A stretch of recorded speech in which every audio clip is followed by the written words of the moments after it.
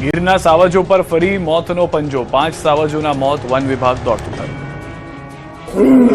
ગુજરાતનું ગૌરવ અને એશિયાટિક સિંહોનું એકમાત્ર ઘર ગણાતા ગીરના જંગલ પર ફરી એકવાર મોતનો પંજો કસાયો છે.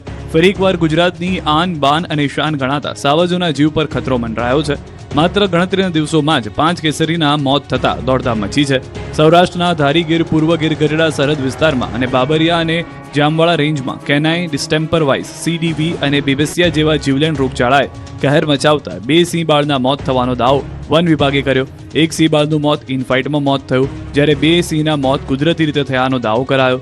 રોગચાળાને અટકાવવા માટે રેસ્ક્યુ અને ઓબ્ઝર્વેશનની કામગીરી શરૂ કરાઈ. સશક્ત અને નબળા દેખાતા સિંહોની તપાસ કરાઈ રહી છે. જંગલના પ્રભાવિત વિસ્તારોમાં સતત રાઉન્ડ ધ ક્લોક મોનિટરિંગ અને ટ્રેકિંગ ચાલુ કરી દેવામાં આવ્યું છે. 2 સિંહ બાળના જે મૃત્યુ થયા છે એમાં ઇમ્યુનિટી બહુ ઓછી હોય છે, એટલે એ સૌથી પહેલાં એમાં વધારે પ્રોબ્લેમ થાય છે. તો 2 સિંહ બાળ અને એ પણ જુદા જુદા વિસ્તારમાં એનું મૃત્યુ થયું છે, તો એવું કંઈ સાધારણ એમાં નથી. અને અન્ય જે એક સિંહ બાળનું મૃત્યુ થયું છે એ ઇનફાઇટિંગમાં થયું છે, અને 2 મોટાનું પણ કુદરતી રીતે મૃત્યુ થયું છે. તો આ અંગે વન અને પર્યાવરણ મંત્રી અર્જુનભાઈ મોઢવાડિયાએ પણ ચિંતા વ્યક્ત કરી છે.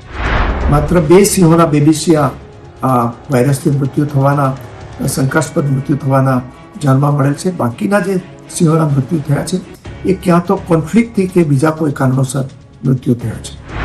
બીજી તરફ સાવજોના ટપોટપ મોતને લઈને વન્ય પ્રેમીઓ અને સિંહ પ્રેમીઓમાં શોકનું મોજું ફરી વળ્યું છે. એમના મતે બેબેસિયા રોગના કારણે જ સિંહોના મોત થયા. આ રોગ બહુ જ ખતરનાક છે. 2018માં આ જ રોગના કારણે 23 સિંહના મોત થયા હતા. વન વિભાગ તાત્કાલિક આ બાબતમાં પગલાં લે. જે ડીવોર્મિંગ કરવાના હતું સિંહોને, એ ડીવોર્મિંગ કરતા નથી, જેના કારણે જે આ ભેદી રોગ છે, જે બબેશિયા અને CDV વાયરસ એ સિંહોમાં સંક્રમિત થયેલો અત્યારે જણાઈ આવે છે. 5 સિંહો અને 3 સિંહ બાળ ધારી ગીર અને પશ્ચિમના આ બનાવ બન્યો તો ખૂબ દુઃખદ ઘટના કહેવાય. દર વર્ષે આવો બને છે. 2018ની હું વાત કરું તો બેબેશિયા નામનો જે રોગ આવ્યો હતો ત્યારે 34 ઉપર સિંહો મૃત્યુ પામ્યા હતા. તો મારે તો સરકાર એ જ વિનંતી છે કે જે રીતે કોરોનાની અંદર વેક્સિન કાઢ્યું હતું, તો આનું પણ એક વેક્સિન કાઢવું પડશે, તો જ આપણે સિંહોને બચાવી શકીશું. દક્ષિણ આફ્રિકામાં ફેલાયેલા જીવલેણ ઇબોલા વાયરસને લઈને ગુજરાત તંત્ર સજ્જ છે. અમદાવાદ, સુરતમાં ખાસ વોર્ડ તૈયાર. દક્ષિણ આફ્રિકાના કોંગો, યુગાન્ડા અને સાઉથ સુદાન જેવા દેશોમાં ઇબોલા વાયરસના કેસો જોવા મળી રહ્યા છે. જીવલેણ વાયરસને લઈને દુનિયાભરમાં ચિંતાનું મોજું ફરી વળ્યું છે, ત્યારે ગુજરાત પણ આ વાયરસને લઈને ચિંતિત બન્યું છે. ગુજરાતના આરોગ્ય વિભાગે વાયરસને લઈને એલર્ટ આપ્યું છે. તંત્ર સજ્જ થઈ ગયું છે. ખાસ ગાઈડલાઈન જાહેર કરી દેવામાં આવી છે, જે અંતર્ગત હવે દક્ષિણ આફ્રિકાના કોંગો, યુગાન્ડા અને સાઉથ સુદાન જેવા દેશોથી અમદાવાદ આવતા તમામ મુસાફરોનું અમદાવાદ એરપોર્ટ પર સ્ક્રીનિંગ થશે. સસ્પેક્ટેડ લોકોના સેમ્પલ લેવામાં આવશે અને તપાસ માટે પૂનાની લેબમાં મોકલાશે. જોકે હજુ સુધી ગુજરાતમાં એક પણ કેસ ઇબોલાનો નથી નોંધાયો, પરંતુ આરોગ્ય વિભાગે કોઈ પણ ઇમરજન્સી સ્થિતિને પહોંચી વળવા માટેની આગોતરી તૈયારીના ભાગરૂપે સુરત સિવિલ હોસ્પિટલ અને અમદાવાદ સિવિલ હોસ્પિટલ ખાતે વોર્ડ તૈયાર કર્યા છે. સુરતમાં 10 બેડની ડેઝિગ્નેટેડ એપેક્સ હોસ્પિટલ કાર્યરત કરવામાં આવી છે. અમદાવાદ સિવિલ હોસ્પિટલમાં 30 બેડનો ખાસ વોર્ડ તૈયાર કરવામાં આવ્યો છે, જેમાં 14 બેડ ઇબોલા પોઝિટિવ દર્દીઓ અને 16 બેડ સસ્પેક્ટેડ દર્દીઓ માટે ફાળવાયા છે. સાંજના 6 થી સવારના 10 સુધી અમદાવાદ એરપોર્ટ પર તમામ પેસેન્જર ત્યાંથી આવે છે એનું સ્ક્રીનિંગ કરવામાં આવે છે. આખા ભારતની અંદર એક પણ ઇબોલા વાયરસનો કેસ મળવામાં આવ્યો નથી, એટલે ગભરાવાની એક પણ ટકો જરૂર નથી.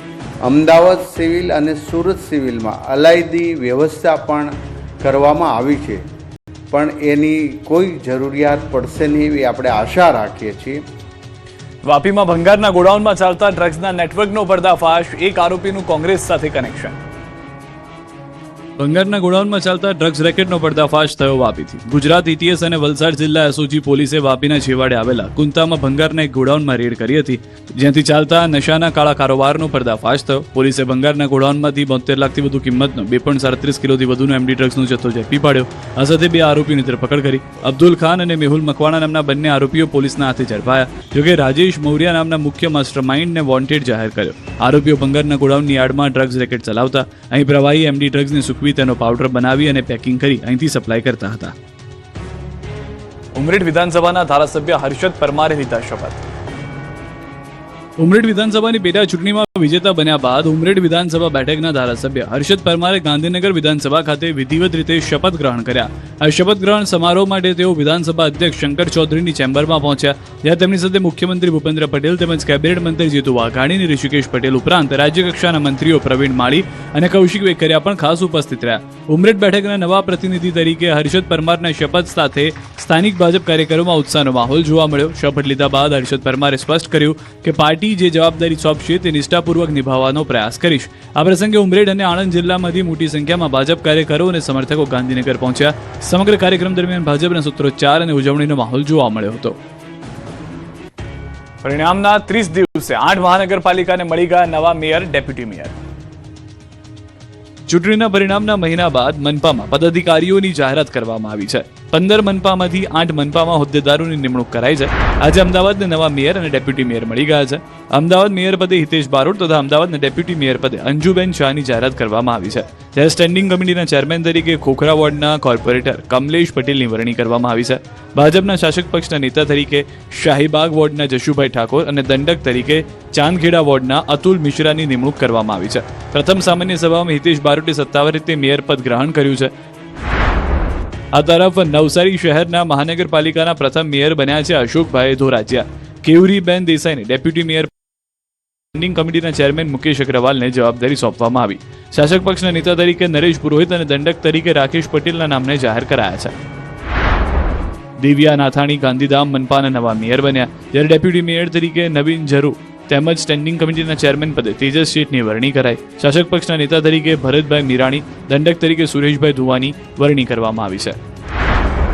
મોરબીના પ્રથમ નાગરિક તરીકે વોર્ડ નંબર 8ના કોર્પોરેટર ઉત્તમ સુરાણીની વરણી કરવામાં આવી છે. ડેપ્યુટી મેયર તરીકે વોર્ડ નંબર 6ના ચિરાગ રાણપરાની નિમણૂક કરવામાં આવી છે, જ્યારે સ્ટેન્ડિંગ કમિટીના ચેરમેન તરીકે વોર્ડ નંબર 1ના કોર્પોરેટર જયંતી પણસુંભિયાની વરણી કરવામાં આવી છે. ભાજપના શાસક પક્ષના નેતા તરીકે અર્પિતાબા જાડેજા અને દંડક તરીકે જયેશ દેસાઈની નિમણૂક કરવામાં આવી છે. તો જામનગર મનપામાં મેયર તરીકે મોનિકા વ્યાસ અને ડેપ્યુટી મેયર તરીકે રાકેશ ડેરની વરણી કરાઈ છે. ધીરેન કુમાર મોનાણીને સ્ટેન્ડિંગ ચેરમેન તો અમર મોદી શાસક પક્ષના નેતા અને પ્રવીણાબેન રૂપાડિયાને દંડક બનાવાયા છે. આ બાજુ નડિયાદ મહાનગરપાલિકાના પ્રથમ મેયર બનવાનું બહુમાન મનીષ પટેલને મળ્યું છે, જ્યારે ડેપ્યુટી મેયર પદ તરીકે કલ્પેશ રાવળ અને સ્ટેન્ડિંગ કમિટીના ચેરમેન તરીકે પરાગ બ્રહ્મટના નામ પર વાગી છે મહોર. પક્ષના નેતા પદે મેઘના વિકાસકુમાર શાહ, દંડક પદે પુષ્પાબેન ચિમનભાઈ પરમારની વરણી થઈ ચૂકી છે. તો પોરબંદર મહાનગરપાલિકાના મેયર તરીકે સાગર મોતી તથા ડેપ્યુટી મેયર તરીકે મનીષ શિયાળ અને સ્ટેન્ડિંગ કમિટીના ચેરમેન વિક્રમ ઓડેદરાની વરણી થઈ છે. તો મહેસાણા મહાનગરપાલિકાના મેયર બન્યા છે સોનલબેન ઓઝા, ડેપ્યુટી મેયર તરીકે રમેશ રાજપૂત અને સ્ટેન્ડિંગ કમિટી ચેરમેન દીપક પટેલ બન્યા છે. તાલુકા પંચાયતોની પેટા ચૂંટણી પણ ભાજપના દબદબામાં જોવા મળી. બારડોલી તાલુકા પંચાયતની પેટા ચૂંટણી યોજાઈ. બારડોલી તાલુકા પંચાયતની અસ્તાન 3 બેઠક પર ભાજપનો વિજય થયો. ભાજપના નીલકંઠભાઈ રાઠોડનો વિજય થયો. નીલકંઠ રાઠોડને 2027 મત મળ્યા, જ્યારે કોંગ્રેસના નૈલેશ રાઠોડને 639 મત મળ્યા. 22 બેઠકમાંથી 21 પર ભાજપનો વિજય થયો. આ સાથે જ પેટા ચૂંટણીમાં પણ ભાજપનો દબદબો જોવા મળતા બારડોલી તાલુકા પંચાયત વિપક્ષ વગરની થઈ ગઈ. કોંગ્રેસના ઉમેદવારનું નિધન થતાં પેટા ચૂંટણી યોજાઈ હતી. આ તરફ સાબરકાંઠાના વિજયનગરના ચિતરિયા તાલુકા પંચાયત સીટના ભાજપના ઉમેદવારનો ભવ્ય વિજય થયો. 3 ઉમેદવારો વચ્ચે ચૂંટણી જંગ જામ્યો. ભાજપના ઉમેદવાર લીનાબેન નીનામાના અવસાન બાદ ચૂંટણી મોકૂફ રખાઈ હતી. મતગણતરીમાં ભાજપના ઉમેદવારો 883 મતની લીડથી વિજય મેળવ્યો. ભાજપના રમીલાબેન જયંતિભાઈ ઘોઘરાનો ભવ્ય વિજય થયો. આ તરફ અમદાવાદની નવા તાલુકા પંચાયતને મળ્યા છે નવા સુકાની. 9 તાલુકા પંચાયતના પ્રમુખ અને હોદ્દેદારોની જાહેરાતથી જિલ્લા પંચાયતની 23 મે રોજ નિમણૂક પ્રક્રિયા પૂર્ણ થઈ. 9માંથી 6 તાલુકા પંચાયતમાં મળી બિનહરીફ બહુમતી. ધંધુકા, ધોલેરા, ધોળકા, દસક્રોઈ, બાવળા અને દેત્રોજ તાલુકા પંચાયતમાં બિનહરીફ નિમણૂક થઈ. દિયોદર તાલુકા પંચાયતની સામાન્ય સભા પૂર્વે ચૂંટણી અધિકારી